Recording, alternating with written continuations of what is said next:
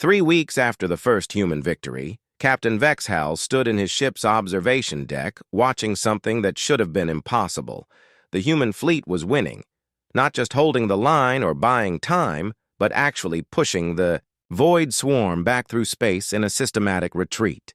The latest reports from across the galaxy painted a picture that defied everything the civilized species thought they knew about warfare. Human forces had appeared in 7 different star systems, each time arriving without fanfare or diplomatic contact. They simply showed up and began killing swarm creatures with methodical efficiency. "Sir," Dr. Peltar approached with a data pad in his tentacles. "I've been analyzing the human combat patterns. Their approach is unlike anything in our military databases." Vexhal took the pad and studied the information. The humans didn't fight like a traditional military force. They fought like what Dr. Peltar described as an ecosystem predator. They consumed resources from every available source, adapted their tactics in real time, and showed no concern for conventional rules of engagement. "Look at this." Dr. Peltar pointed to a section of the report. "They're using captured swarm biomass to fuel their own ships. Instead of requiring complex supply lines like civilized fleets, they're essentially feeding off their enemies."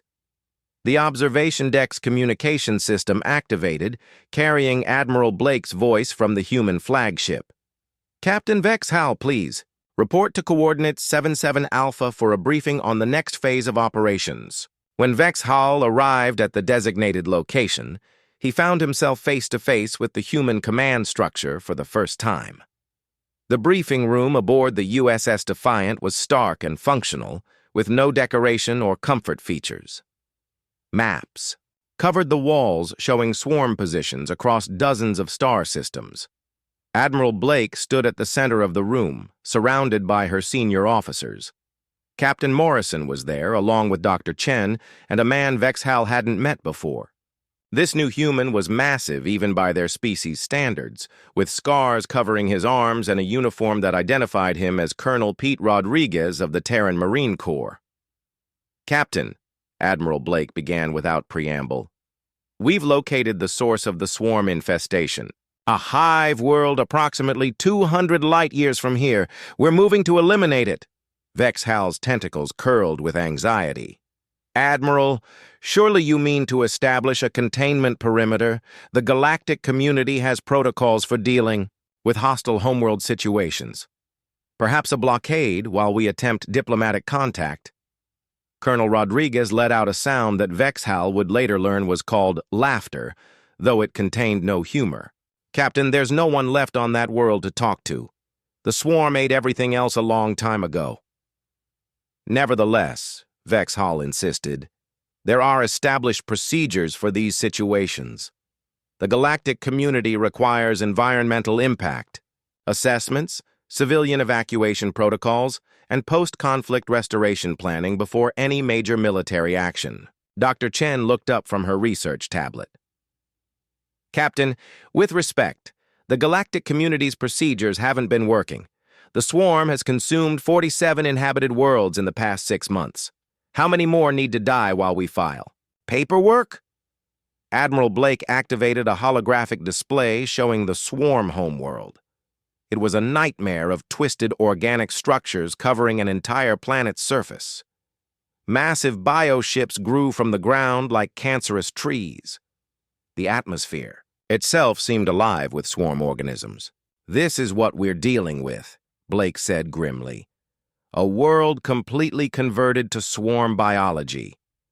Every square meter of surface area is dedicated to producing more of these creatures. If we leave it alone, it will spawn enough bioships to overrun the entire galaxy within a year. So what do you propose?" Vexhal asked, though he was beginning to fear the answer. Captain Morrison stepped forward. "Complete sterilization, we burn it all." The casual way he said it made Vexhal's blood freeze. "You're talking about destroying an entire world's ecosystem." "What? Ecosystem?" Dr. Chen asked. "Captain, that planet has no native life left. The swarm consumed everything and replaced it with their own biology. We're not destroying a natural environment. We're removing a cancer. Colonel Rodriguez pulled up detailed tactical plans. We've developed a three-phase approach. Phase 1 involves orbital bombardment to eliminate surface installations. Phase 2 deploys atmospheric processors to remove swarm biological material. Phase 3 introduces sterilization compounds to prevent any possibility of regrowth. Vexhal stared at the plans in horror. This goes against every principle of civilized warfare. The environmental damage would be permanent. No, Dr. Chen corrected. The environmental damage is already permanent. The swarm made sure of that. We're simply ensuring they can't spread it any further. Over the following days, Vexhal watched the human fleet prepare for what they called Operation Clean Slate.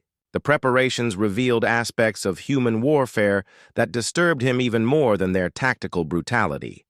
They had no supply lines in the traditional sense. Instead, human ships stripped resources from asteroids and dead worlds, converting raw materials into weapons and fuel with portable manufacturing systems.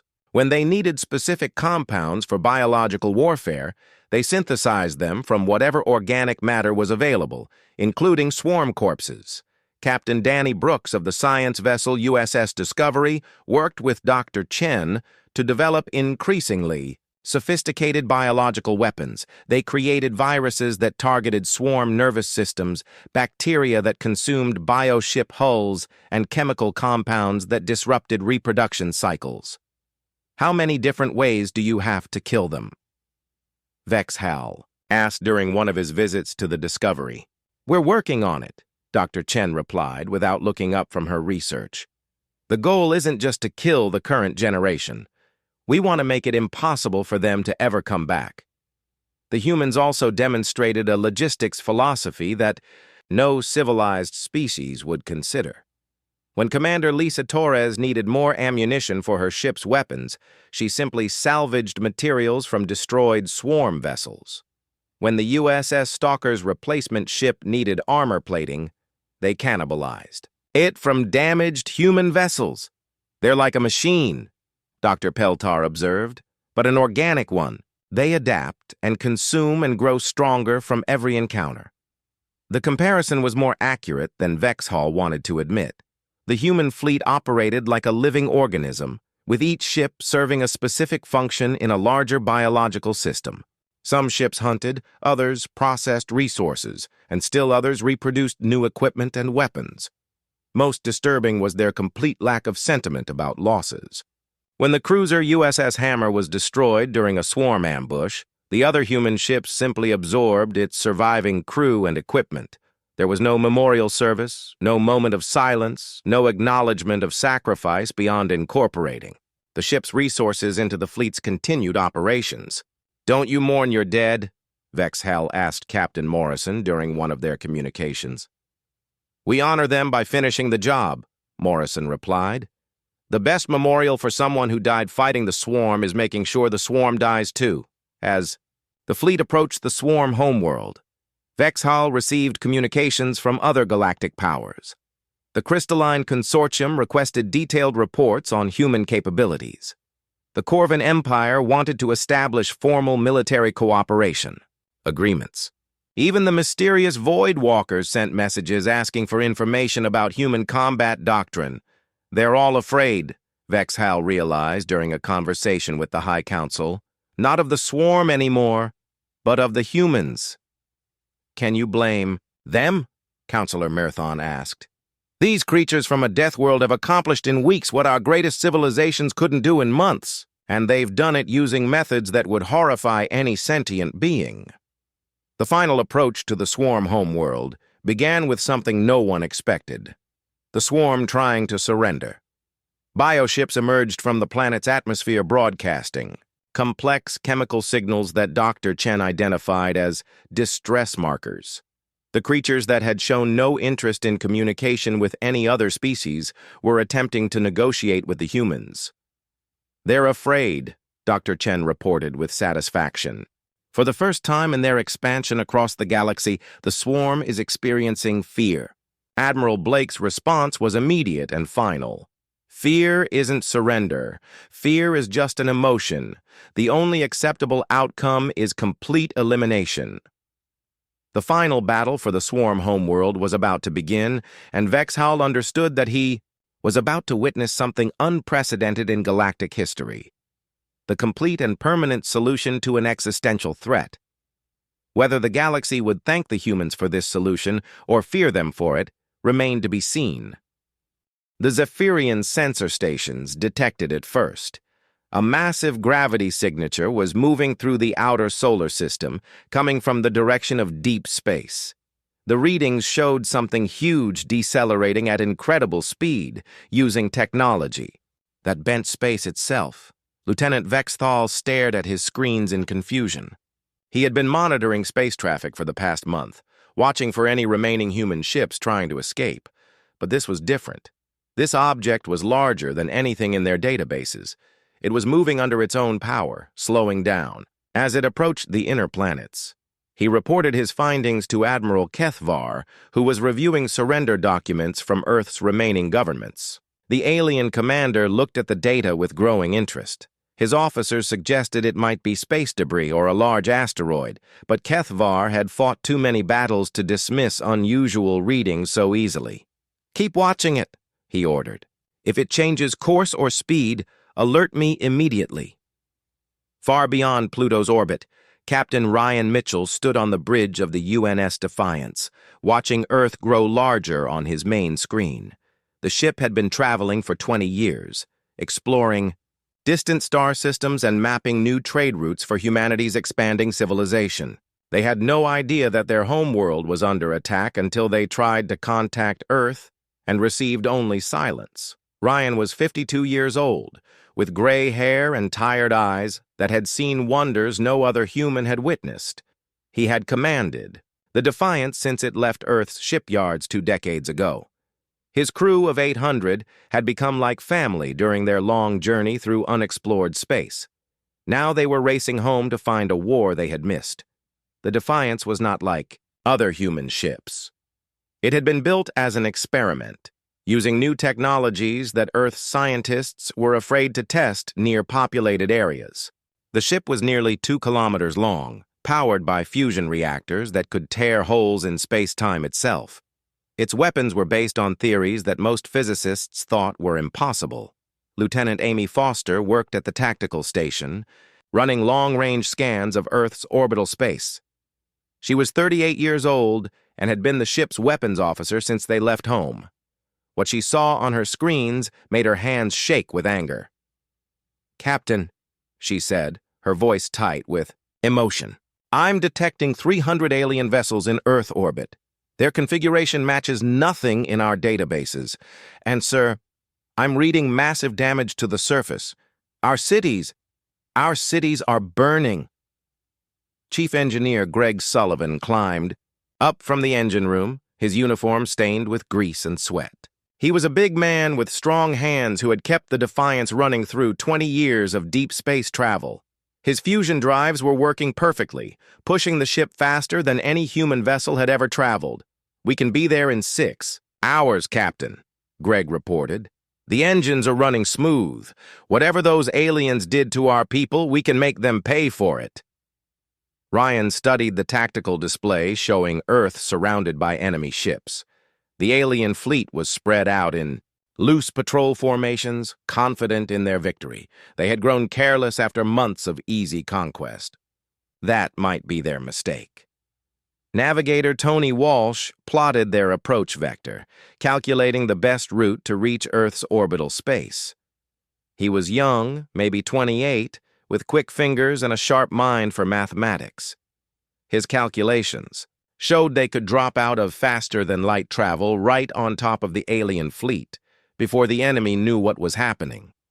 On Earth, the Resistance monitored the approaching gravity signature with growing excitement. Ben Carter had been tracking the unknown object for hours, and the readings were getting stronger. Whatever was coming toward them was huge and moving fast. Jake Harrison studied the sensor data with experienced eyes. During his years in the space Navy, he had learned to read the signatures of different ship types.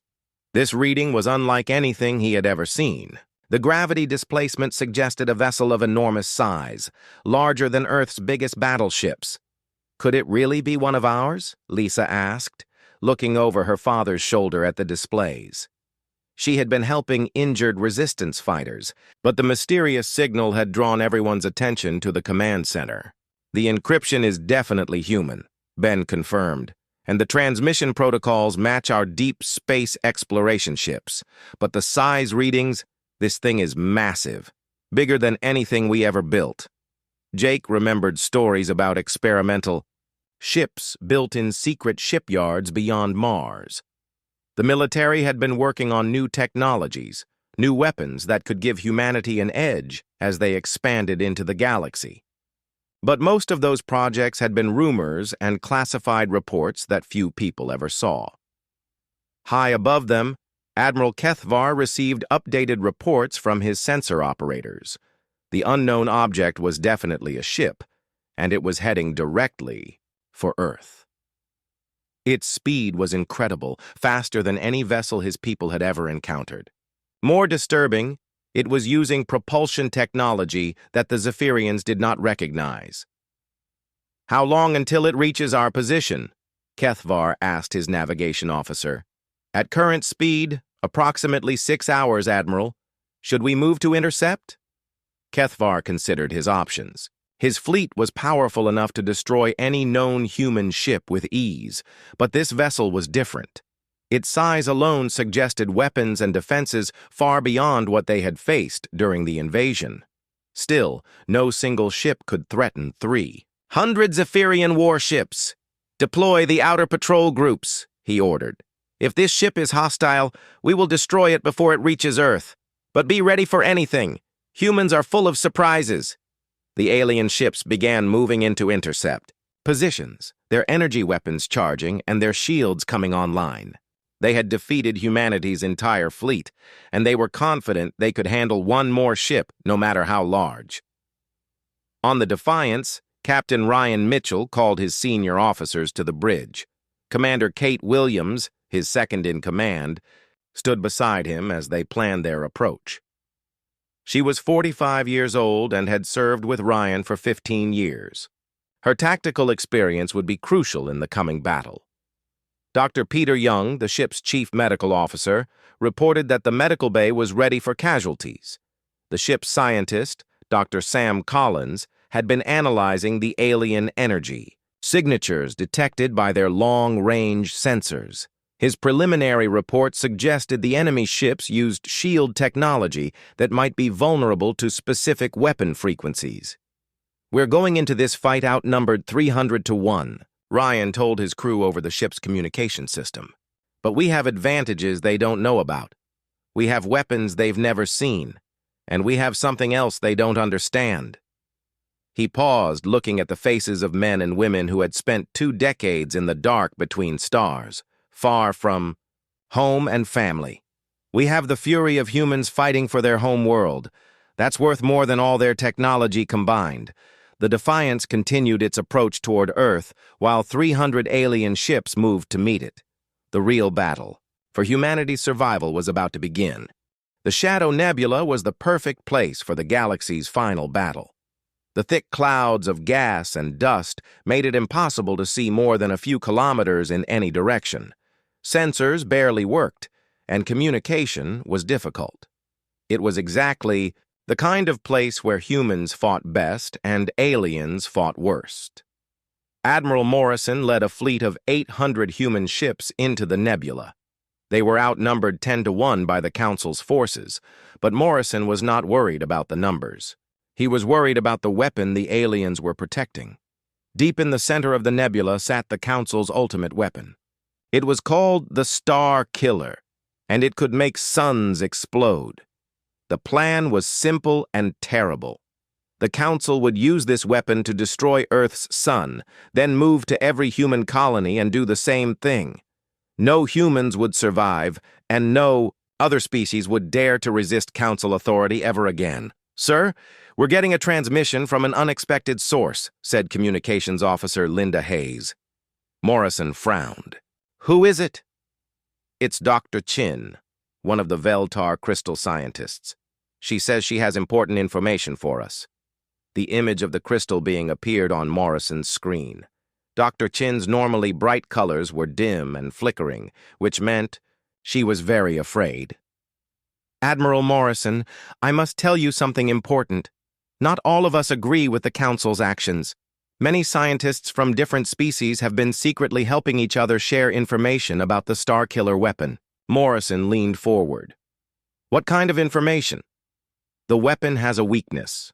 It requires precise calibration to work properly. If someone could reach the control center and change the programming, the weapon could be turned into a communication device instead of a destroyer. Dr. Chin's image flickered as interference from the nebula affected the transmission. Admiral, your species fights not from hatred but from love. You refuse to surrender because you protect something greater than yourselves. Some of us finally understand this. The transmission ended, leaving Morrison with new hope. If they could reach the weapon's control center, they might be able to save not just humanity, but expose the Council's crimes to the entire galaxy. All ships, this is Admiral Morrison. We have new objectives. We're not just here to stop a weapon. We're here to show the galaxy the truth about their leaders. The battle began when human scout ships made contact with the Council's outer defenses. The aliens had arranged their fleets in perfect formations that looked impressive, but were actually vulnerable to human tactics. Captain Rob Martinez led the first attack wave. His ships moved through the nebula like ghosts, using the gas clouds, for cover and appearing where the aliens least expected them. Instead of fighting in straight lines like civilized species, the humans attacked from above, below, and behind at the same time. The aliens are trying to fight a traditional space battle, Martinez reported to Morrison. But you can't fight, traditionally, when you can't see your enemy clearly. The human advantage became obvious quickly. While alien ships struggled to coordinate in the nebula, human crews worked together instinctively. They had trained for exactly this kind of chaotic environment where individual ship commanders had to make quick decisions without waiting for orders. Captain Sarah Green commanded a group of fighters that penetrated deep into the alien formation. Her pilots flew through the nebula like they were born in it, using gravitational sensors and quantum communication methods that worked even when normal radio signals failed. Morrison, this is Green. We found a gap in their defenses. Looks like they never expected anyone to attack from underneath their formation. Take it, Morrison replied. But remember, we need someone to reach that control center. The most dangerous part of the mission fell to Commander Julie Stevens. She volunteered to pilot a single fighter through the heaviest fighting to reach the Starkiller weapon. It was essentially a suicide mission, but Stevens accepted it without hesitation. Sir, if I don't make it back, tell my family that I died. Doing something important, she said before launching from the carrier UES Freedom. Stevens flew through a battlefield that looked like hell itself. Energy beams cut through the nebula like deadly lightning. Explosions lit up the gas clouds in brilliant colors. Ships from dozens of different species fought desperately as the future of the galaxy hung in the balance. But Stevens had advantages that alien pilots lacked. She had been trained to fly in impossible conditions. More importantly, she understood something that most aliens did not.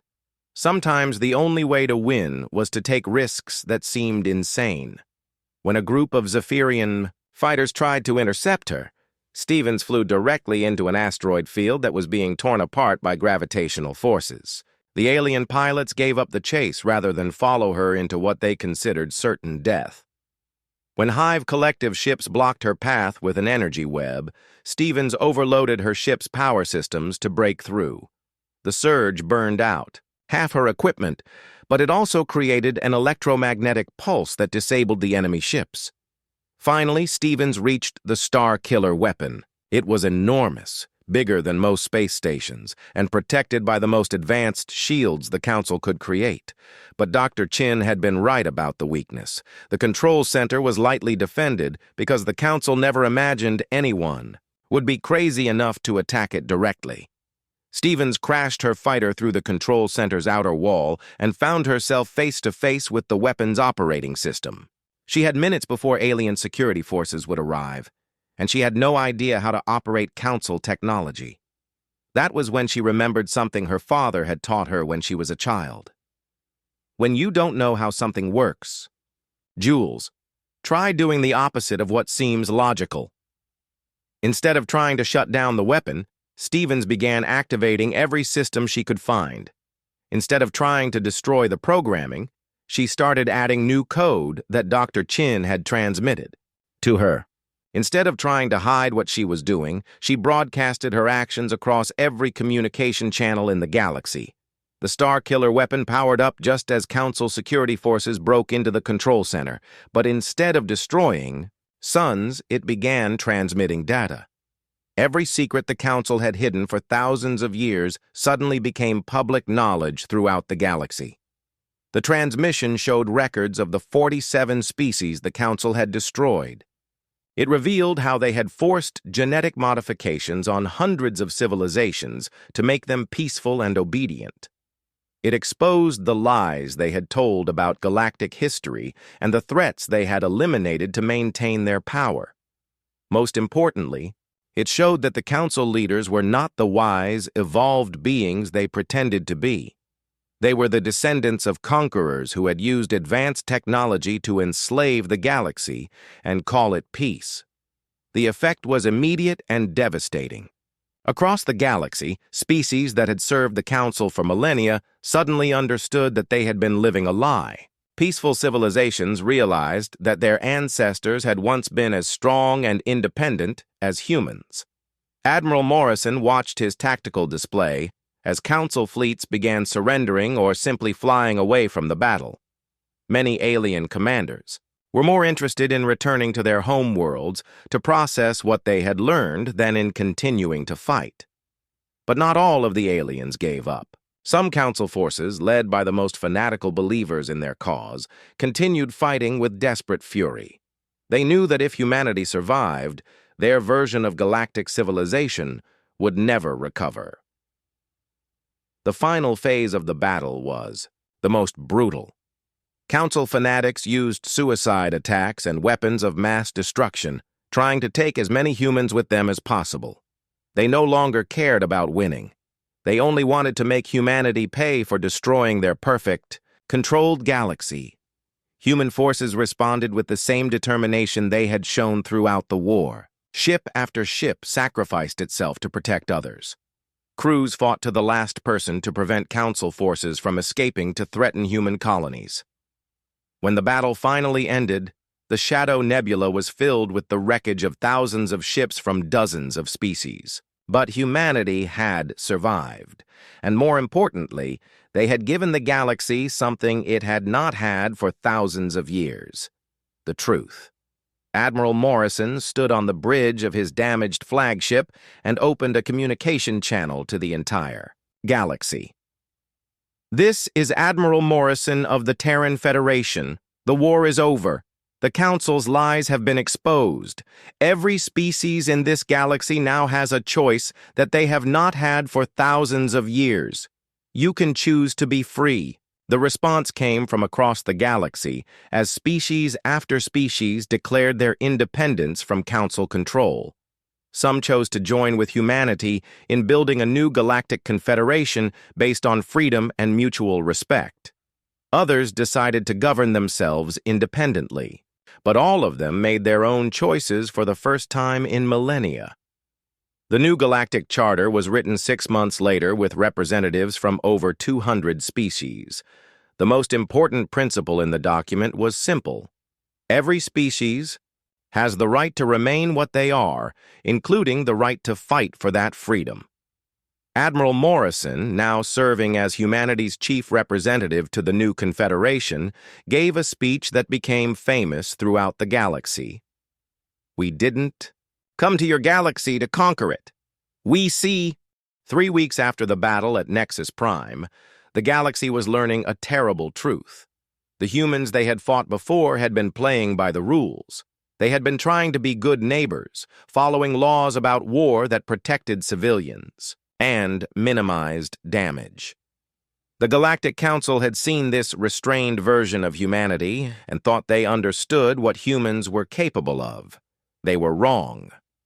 Commander Nick Taylor led a squadron of stealth ships through the Outer Rim systems. His mission had been to rescue human prisoners from Zephyrian labor camps. But when he arrived at the camp on Kepler 7, he found something that changed everything. The Zephyrians had executed 50 human children in front of their parents. They had broadcast the executions across their communication networks as a warning to other humans about what happened to those who resisted. Taylor stared at the video recordings his team had recovered. The children had been as young as 6 years old. Their only crime was being human. "Sir," said Lieutenant Mike Chen, Taylor's communications officer. "What are your orders?" Taylor was quiet for a long moment. When he spoke, his voice was cold, as ice. "Send a message to all human forces. The enemy has crossed a line that should never be crossed. We are no longer bound by any rules of civilized warfare." "Sir, what does that mean exactly?" Taylor looked at the recordings again. "It means we stop fighting like gentlemen and start fighting like humans." What happened next shocked even other human forces. Taylor's ships didn't attack military targets. Instead, they began systematically destroying the infrastructure that supported Zephyrian civilization: power plants, communication networks, food distribution centers, water treatment facilities, everything that made modern life possible. When Zephyrian military forces tried to respond, they found that their ships couldn't communicate with each other. Their supply lines had been cut. Their home bases had no power. Taylor had turned their own advanced technology against them by studying how it worked and finding ways to break it. Other human commanders across the galaxy received Taylor's message and began adopting similar tactics. Captain Lisa Brown figured out how to hack into Veltar crystal networks and broadcast false information that caused their fleets to attack each other. Major Tom Rodriguez developed a computer virus that infected Hive Collective ship systems and made them turn on their own allies. But the most disturbing change came from Dr. Helen Barnes, who had been working as a peaceful scientist before the war started. She had spent years studying alien biology to help with medical treatment and cultural exchange. Now she was using that same knowledge to create weapons. Barnes developed a sonic weapon that could disrupt Aquarian nervous systems, leaving them helpless for hours. She created a chemical compound that interfered with Tribune caste reproduction cycles. Most effectively, she found a way to jam the psychic communications that several alien species used to coordinate their fleets. "This is not who we wanted to be," Barnes told her assistant as they worked in a makeshift laboratory aboard a military transport. "But they made the choice for us when they decided our children were acceptable targets." The aliens began to realize they were facing something they had never encountered before. Human forces were adapting faster than any species should be able to adapt. Every alien weapon or tactic that worked once became useless within days as humans found countermeasures. Admiral Morrison received regular reports from the front lines that amazed him. Human engineers were taking captured alien technology and improving it in ways the original creators had never imagined. Weapons designed by species with thousands of years of experience were being upgraded by humans who had never seen them before. "How are they doing this so quickly?" Morrison asked Commander Park as they reviewed the latest intelligence reports. "Sir, I think it's because we approach problems differently than they do," Park replied. "Most alien species develop technology slowly, over many generations. They perfect one thing before moving to the next. Humans throw together whatever works and improve it as they go." She showed him examples on her data screen. "Look at this. The Zephyrians designed energy weapons that are extremely efficient but can only be used in specific ways. Our engineers took those weapons, made them less efficient but more flexible, and now we can use them for 10 different purposes." Morrison nodded. This was exactly what made humans dangerous in the eyes of the Galactic Council. Humans didn't accept that things had to be done in traditional ways. They found new solutions to old problems and combined technologies in ways that seemed impossible. The war reached a turning point when Colonel Danny Park led a Special Forces team to capture a Council research facility in the Vega system. Instead, of destroying the facility as military doctrine suggested, Park made a different choice. "We're going to study everything in this place," he told his team. "Every piece of alien technology, every scientific discovery, every military secret. We're going to learn it all and use it against them." What Park's team found in that facility changed the entire war. The Galactic Council had been secretly developing weapons and technologies far beyond what they shared with their own member species. They had devices that could destroy entire star systems, ships that could travel faster than anything humans had ever seen, and weapons that could control the minds of other beings. But more importantly, they found records that revealed the truth about galactic civilization. The peaceful, advanced species that made up the Council had not evolved beyond warfare naturally. They had been forced to give up their fighting spirit through genetic modification and psychological conditioning over thousands of years. "Sir, you need to see this," said Sergeant Julie Stevens, Park's intelligence specialist. She showed him files that detailed how the Council maintained control over the galaxy. "They identify species that show natural aggression or independence," Stevens explained. "Then they either force those species to modify themselves or they eliminate them completely. They've been doing this for over 10,000 years. Park stared at the files in horror. "How many species have they destroyed?" "According to these records, at least 47 different civilizations. All of them had one thing in common. They refused to give up their right to defend themselves." Park immediately sent this information to Admiral Morrison and Earth Command. Within hours, the data was being broadcast to every human ship and colony in the galaxy. The message was clear. Humanity was not the first species to face this choice, but they might be the first with the power to survive it. The revelation changed everything about how humans approached the war. They were no longer fighting just for their own freedom. They were fighting for every species in the galaxy that had been destroyed or enslaved by the Council's version of peace. Human forces began reaching out to other species that still showed signs of independence. They found allies among younger civilizations that had not yet been fully conditioned by Council influence. They discovered resistance movements within older species that still remembered what freedom felt like. Captain Rob Martinez commanded a fleet of human ships that began liberating alien worlds from Council control. But instead of conquering these worlds for humanity, the humans did something that shocked everyone. They gave the liberated species a choice. "You can join us in fighting for freedom," Martinez told the freed alien populations. "Or you can stay neutral and govern yourselves, but we will not allow the Council to force you back into slavery." Many alien species joined the human cause not because they were conquered, but because they were inspired. They saw humans fighting for principles rather than territory. They saw humans willing to die for the freedom of beings they had never met before. The Galactic Council began to panic as their carefully controlled civilization started falling apart. Species that had been obedient for centuries were suddenly remembering what it meant to make their own choices. Worlds that had never questioned Council authority were declaring independence, but the Council still had one advantage. They controlled the most powerful weapons in the galaxy, including devices that could destroy entire solar systems. They began making plans for a final assault that would end the human threat once and for all. Admiral Morrison received intelligence about these plans from alien defectors who had joined the human cause.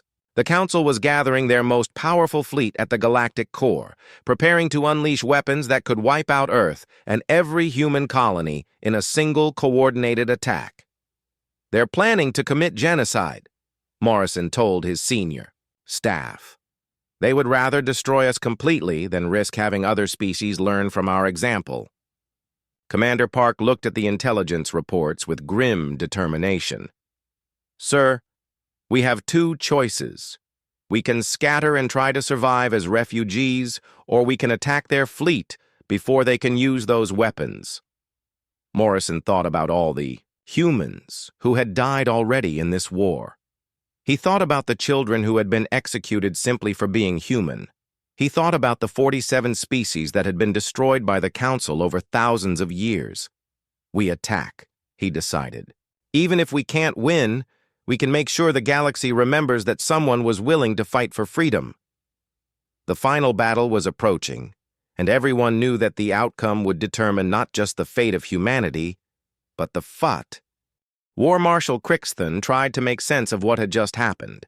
Half his fleet was gone, destroyed by weapons that should not exist and tactics that no civilized species had ever used. The humans had turned their entire solar system into a trap, and he had led his forces straight into it. "Regroup the fleet," he ordered his remaining ship commanders. "Fall back to the outer system and reassess our situation." But as the surviving alien ships tried to retreat, they discovered that the humans were not finished with them.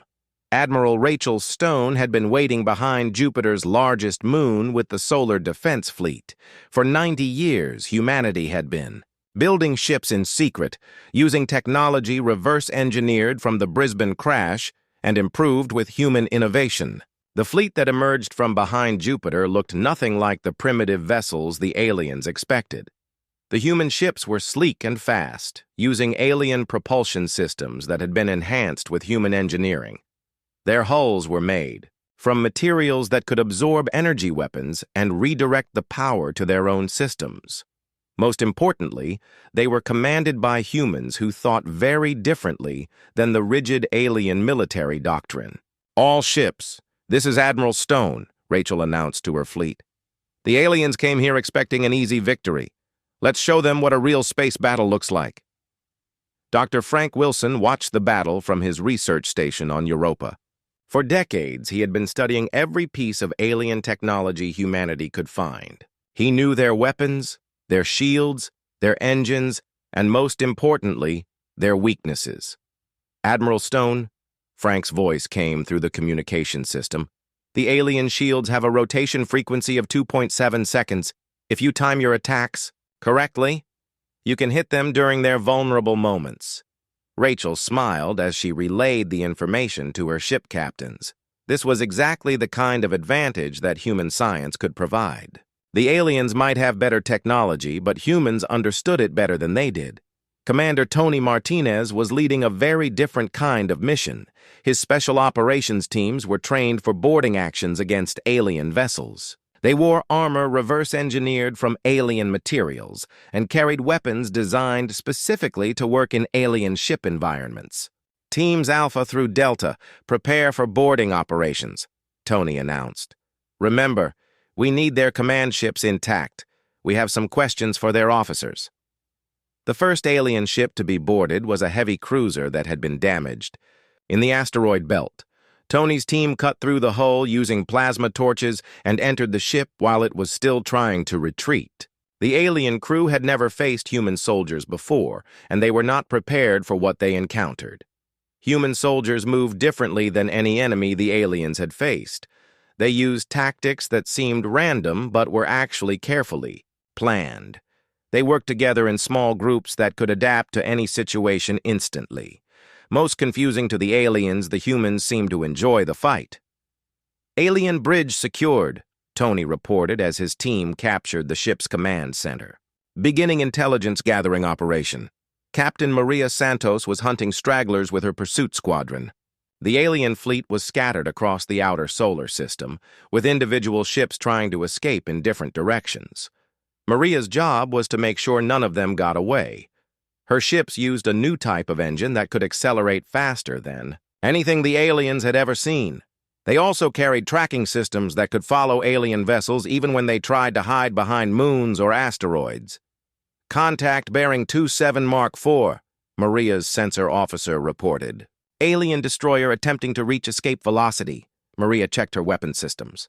"Not today. All ships intercept course. Let's bring them home." The alien ship tried every evasion maneuver in their tactical database, but human ships could match every move and counter with something unexpected. Within minutes, the alien destroyer was surrounded and forced to surrender. Back on the main battlefield, Admiral Stone was demonstrating why human tactical thinking was superior to alien military doctrine. The Zephyrians fought like they always had using massive formations and overwhelming firepower. But humans fought like no species the aliens had ever encountered. Human ships would appear to retreat, drawing alien vessels into pursuit, then suddenly turn and attack from unexpected angles. They used the gravity of planets and moons to change direction in ways that seemed impossible. Most confusing to the aliens, human ships would sometimes sacrifice themselves to save others, a concept that did not exist in Zephyrian military thinking. Admiral, her tactical officer reported, "The alien fleet is breaking apart. Individual ships are trying to escape the system." Rachel nodded. "Signal all pursuit squadrons. No one goes home. The galaxy needs to know what happens when you threaten humanity." Dr. Wilson was analyzing captured alien technology in real time. Each ship that Commander Martinez's teams boarded provided new information about alien capabilities and weaknesses. "Rachel," Frank called the Admiral, "I'm reading their tactical database from the captured ships. These aliens have conquered 17 star systems using the exact same strategy every time. They've never had to adapt or change their methods." Rachel understood immediately. They don't know how to fight an enemy that doesn't follow their rules. War Marshal Crixthon was learning this lesson the hard way. Every tactic that had worked against other species failed against the humans. His ships were faster, but human vessels were more maneuverable. His weapons were more powerful, but human shields adapted to absorb and redirect the energy. His fleet was larger, but human commanders were smarter. "War Marshal," his tactical officer reported with fear in his voice, "we have lost contact with 18 more ships. The humans are capturing our vessels faster than we can retreat." Crixthon looked at his display showing the positions of his remaining forces. Less than 3,000 ships remained of his mighty fleet, and they were scattered across the solar system with human hunters closing in on all of them. "Send a priority message to the Empire," he ordered. "Tell them that Earth is not a primitive world. Tell them that humanity is a threat that must be taken seriously." But even as he gave the order, Crixthon knew it was too late. The humans had not just defeated his invasion fleet, they had systematically dismantled it like engineers taking apart a machine. They understood his technology better than he did, they anticipated his tactics before he used them, and they fought, with a creativity that his rigid military mind could not comprehend. The hunter had become the hunted, and the humans were very good at hunting. Captain Santos reported the capture of another alien vessel. Commander Martinez's teams had boarded and secured 3 more enemy ships. Admiral Stone's fleet was systematically eliminating the remaining alien forces throughout the outer system. The Zephyrian Empire had come to conquer Earth with 10,000 ships. Soon, they would have none left to tell the tale of their defeat.